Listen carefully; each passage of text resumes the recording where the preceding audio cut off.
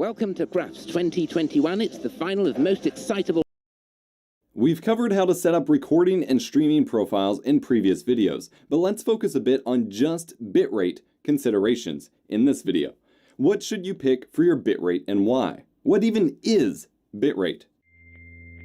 Hi, TubeBuddy, the best tool you and peoplesvox.com/down.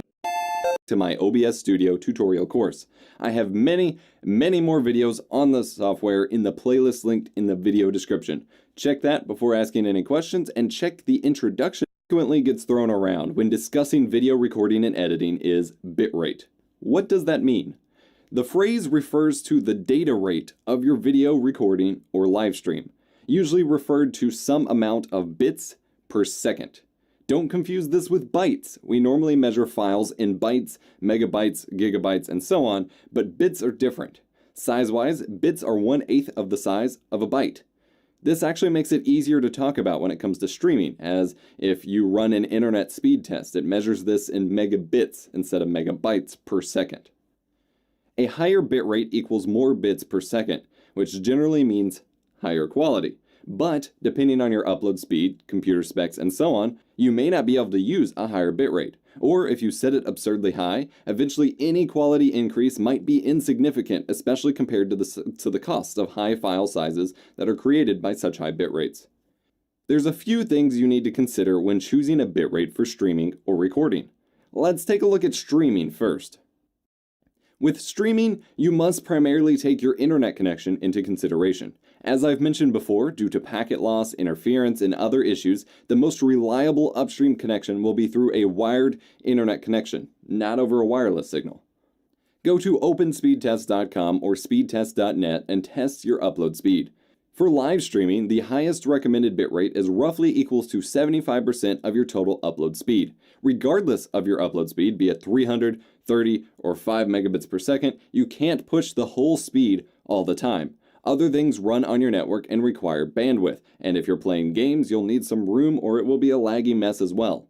This bitrate includes audio too, so if your upload speed is 5 megabits per second, the most I'd recommend for a total bitrate for a stream is 3.75 megabits per second, with roughly 200 kilobits per second being allocated for the audio. Of course, as with anything, you'll need to do some test streams to make sure your connection can actually handle pushing that many bits for hours on end, and that you aren't dropping frames or not pushing data enough. OBS Studio now shows color indication for your stream health, which shows how well your connection is maintaining the stream settings.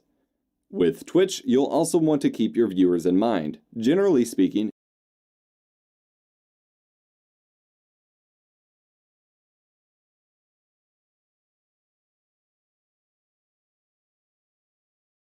Do you want to create your own emotes in just a few clicks? Choose a drawing style. Do you want the best possible settings for OBS?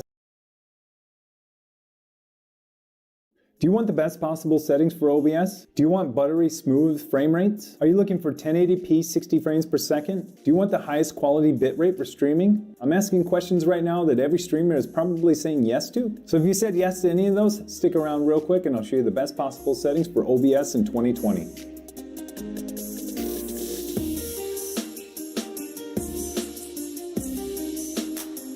Hey, welcome back. I'm Techno Tim, and today we're going to talk about the best possible settings in OBS. These are the best possible settings in OBS for 2020. This will give us the highest quality settings for streaming at 1080p 60 frames per second with the highest bitrate with the highest audio settings. This will help give you the best possible settings in OBS, whether you're streaming Fortnite, just chatting, or really any other game.